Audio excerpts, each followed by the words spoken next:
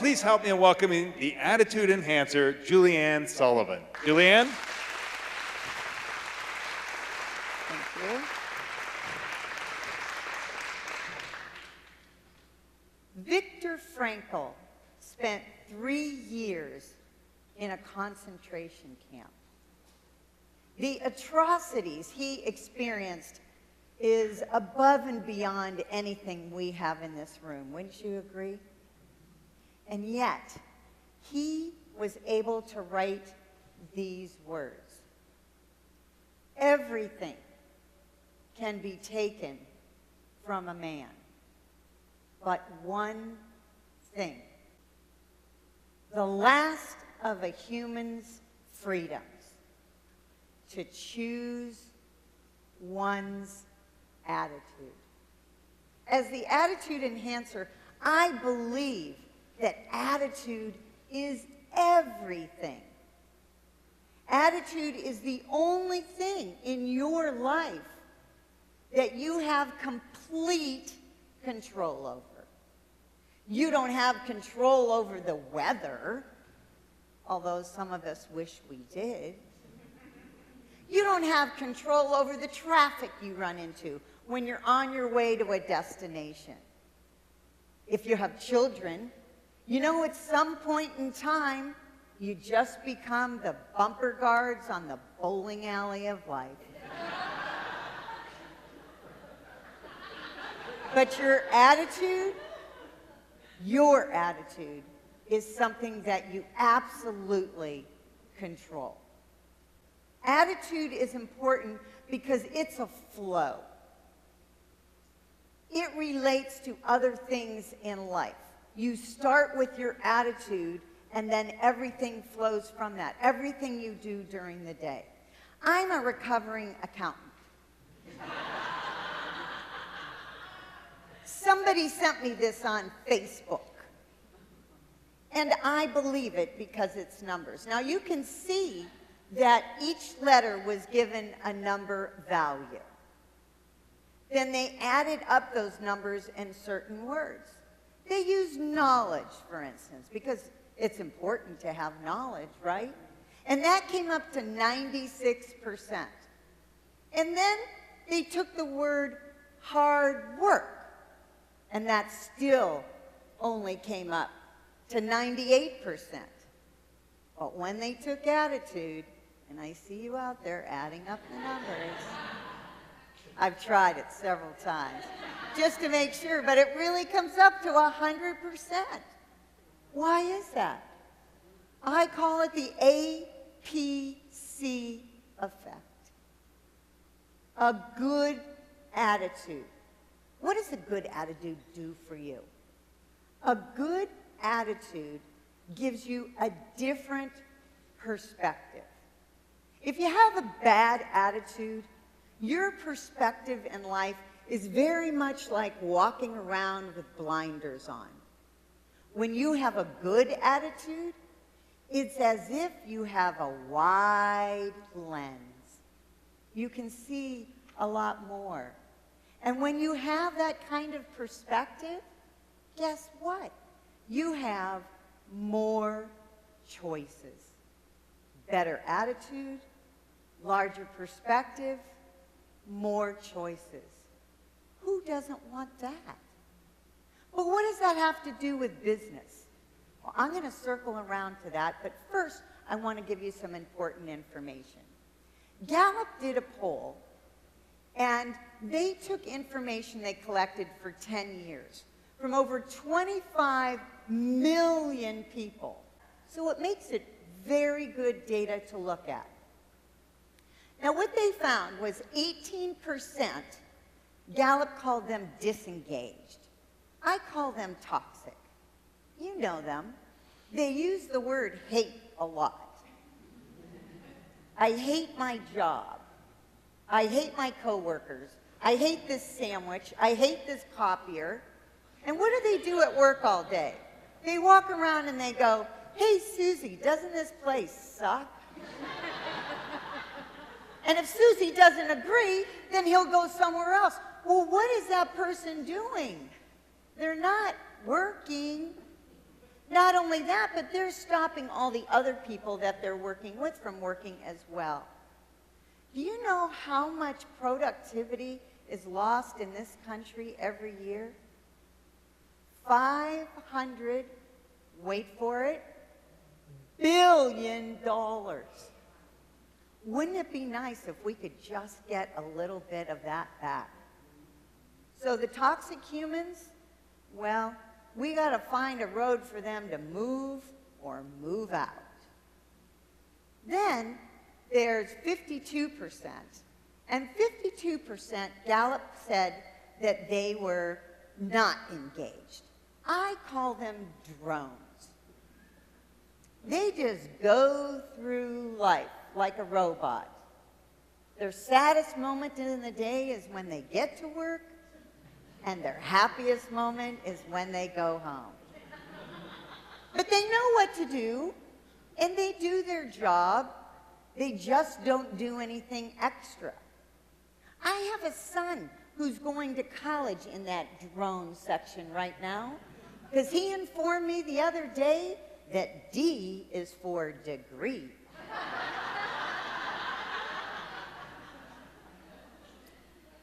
Anyway, we're not getting enough out of those people as we should. And then the rest, the 30%, Gallup said that they are engaged. I say they're the I own it village. Their work matters. They know why their work matters. And not only that, they feel like they are really a part of a team. They feel like they own the company themselves, and so everything they do is important. And believe me, they have great attitudes. So if we could just move a little bit of those drones, and maybe one or two toxics, into the I own it village, how much more work would we get done? And even if you're a solopreneur, it works for you too. Because a lot of times we go through a day and we wonder, what the heck did I get done today? So we could move ourselves into the I own it village as well. I've come up with something called the trifecta of success.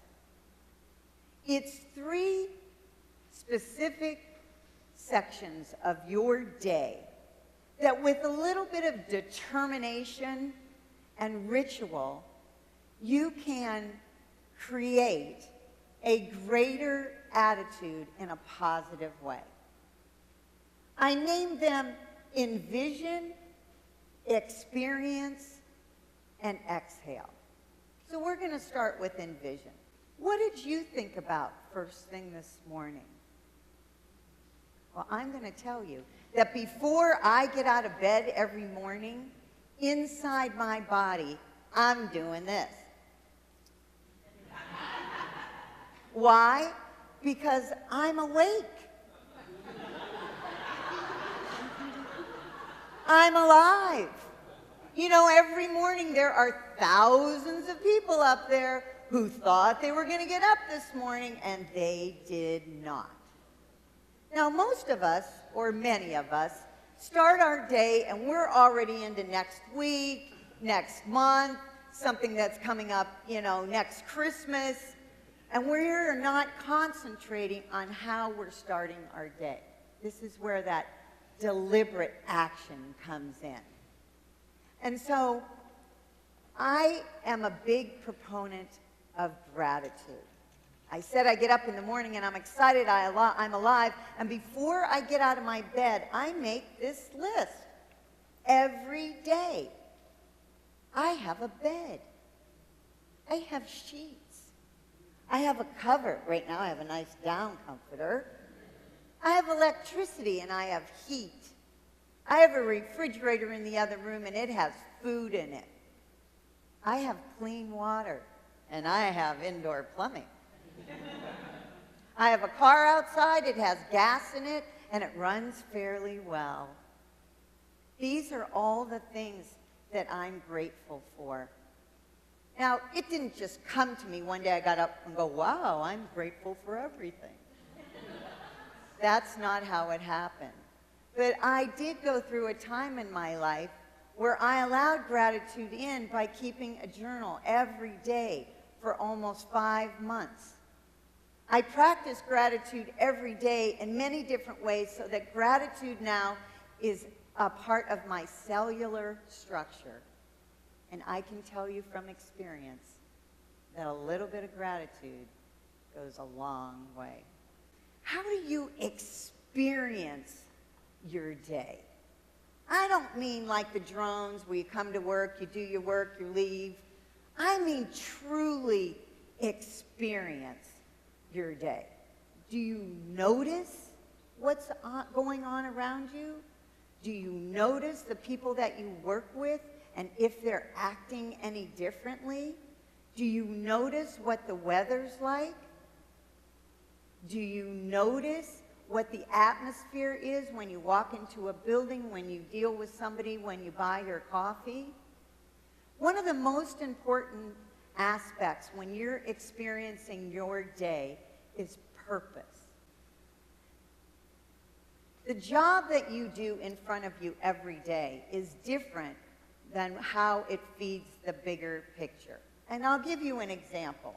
If you work for a company that makes brakes for an airplane, you may be on an assembly line putting in one screw. That's not all that's your job. You may think that is the only thing that you're doing.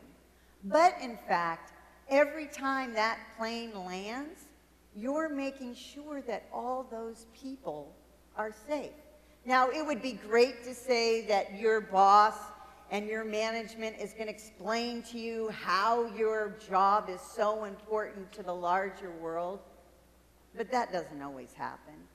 So it's your responsibility to understand that you matter. You know, I have a feeling that human beings only want two things. They want to be acknowledged. Nobody wants to be invisible. And the second is that people want to know they have value. If you want a great organization and a great company, you'll make sure that everyone who works in your organization knows they have value.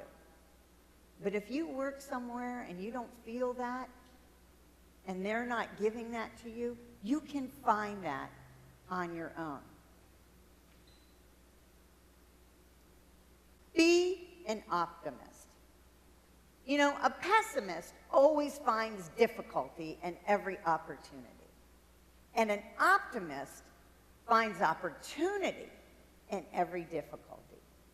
How many people here have ever had a day where everything went according to plan?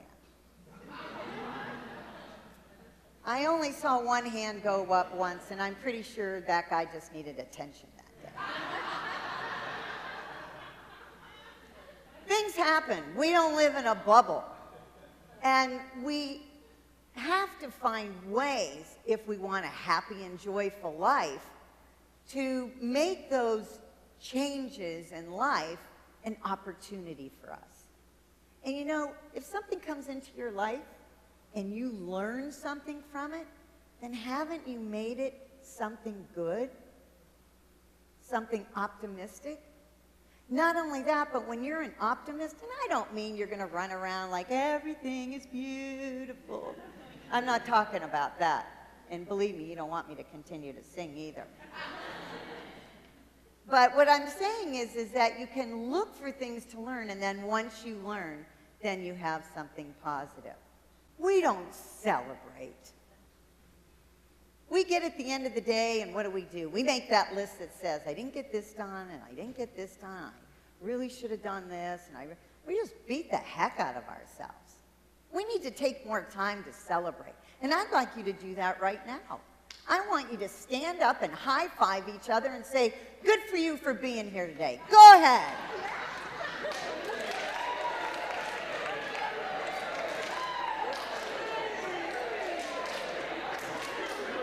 All right, that's enough celebrating.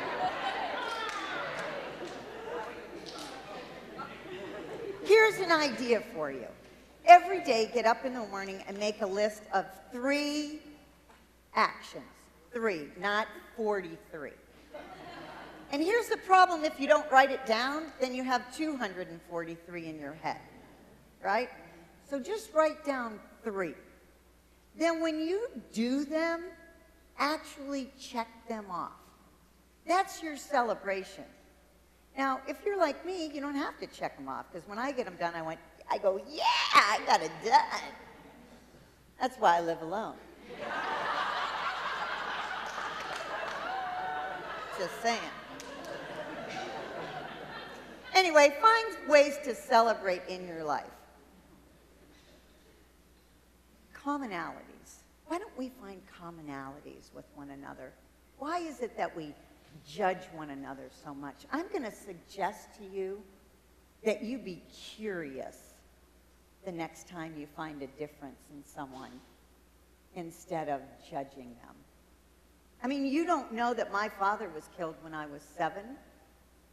You don't know that I had 3 miscarriages, 2 failed adoptions, until the time came that I serendipitously got a wonderful baby boy who's my favorite son, even though D is for degree. You don't know that I lived 7 years at 8,000 feet in Mammoth Lakes, California, and it was the best 7 years of my life. And you know what? You don't know the stories of most of the people you know. We're just not that close to people. Now, do you think any of those events had anything to do with who I am today? Of course they do. So let's find commonalities. This is true with your coworkers, with your friends that you make, with the friends that you work with, friends that you volunteer with. Maybe it's that you both went to Hawaii. Maybe you both like the color blue. Maybe you saw a movie that you both liked. But how would you find that out without having a conversation? Let's talk to each other more, not text. Let's look at each other more, not email.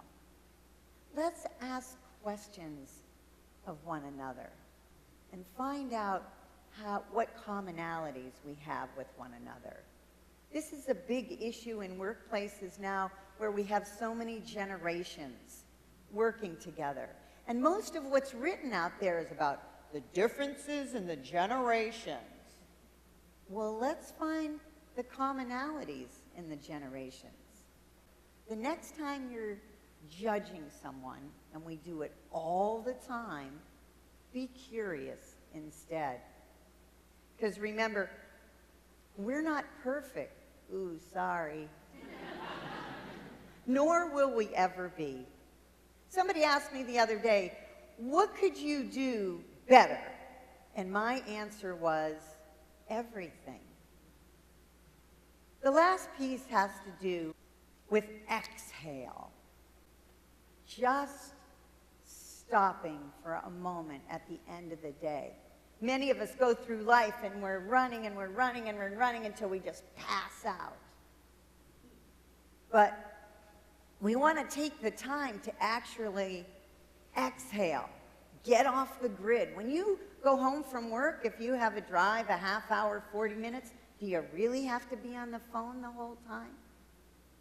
Do you really have to listen to the news? Couldn't you just blank out for a while and pay attention to the road, for instance? Once I was riding with my son. He was about 6 years old, and he said, "Mom, could you turn off the radio so I could just hear the rain fall on the car?" I'm like, "What are you, Siddhartha?" But it was a great idea, and I was happy to do it. He knew all about exhale. We need to be a little more mindful and take care of ourselves. Breathing is really underrated. It's a wonderful activity when you slow down and just listen to it. When you go home today, try sitting in a chair for 1 minute and just breathe. And when thoughts come in your head, throw them out again. Don't forget to pause. Stop. Strategically disengage. This goes back to that thought of being deliberate in your choices. All of these things will give you a better attitude. And remember, when you have a better attitude, your perception of the world is larger, and that gives you more choices. A lot of what I've talked about is simple, but it's not easy. For many people, they discount these things because they're too simple. I need 453 steps for it to be valuable. It's not true. And what's funny is even though these things are simple, people don't do them. Because we have to make that choice every second, every minute, every hour, every day. But here is the key. If you don't like the attitude you have in this second, you can change your attitude over here. You have a lot of power. Don't give it away. Gandhi had it right. In his words, he said, "Our thoughts become our words. Our words become our actions. Our actions become our habits. And our habits become our values. And our values become our destiny." So when you are deciding what your attitude is going to be in every second, please choose wisely.